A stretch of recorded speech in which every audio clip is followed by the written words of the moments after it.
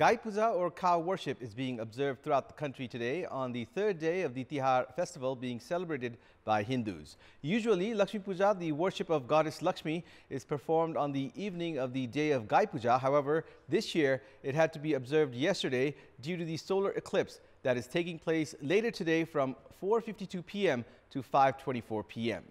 Good morning, I'm Abheudaya Shrestha, and these are the headlines of the hour. Gai Puja being observed today by worshipping cows, solar eclipse this evening, Govardhan Puja and Maha Puja tomorrow, Bhai Tika on Thursday.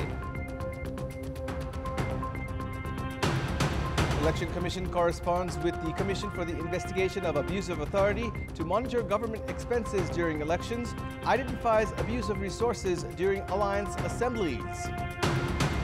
Well-known Pakistani journalist Arshad Sharif shot dead by police at a roadblock in Kenya. A team formed to investigate the alleged police killing. And world number one, Carlos Alcaraz defeats Jack Draper to reach the second round of Swiss indoors tennis tournament. Andrei Rublev and Taylor Fritz register wins at Vienna Open.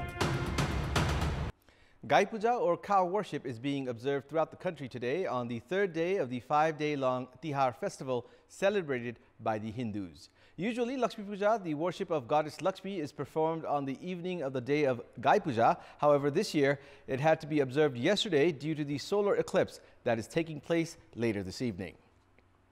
The cow is worshipped today as it is revered as mother by Hindus and is considered sacred. Modern science has also proved that indigenous breeds of cows absorb the energy from the sun and the moon in their hump, which is transmitted through milk to humans.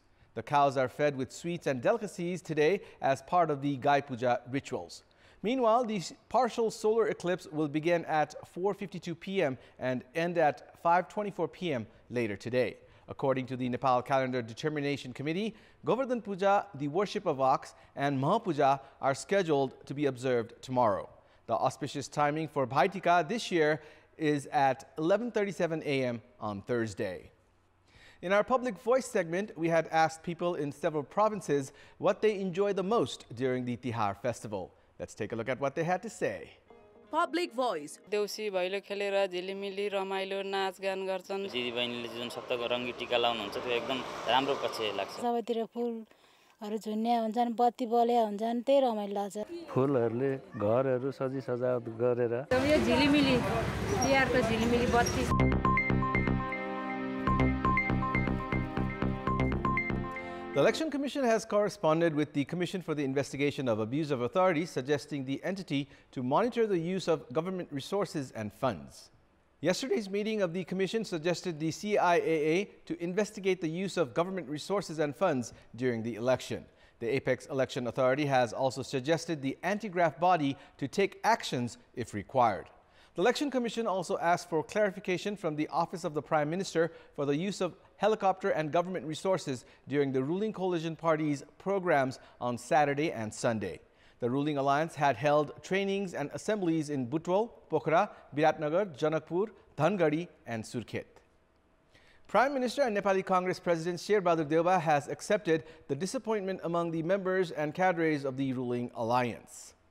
Addressing the Bagmati province meet of the alliance yesterday, Deuba said that disappointment among a few members and cadres was expected as there were several aspirants for tickets for the November 20 provincial and parliamentary elections.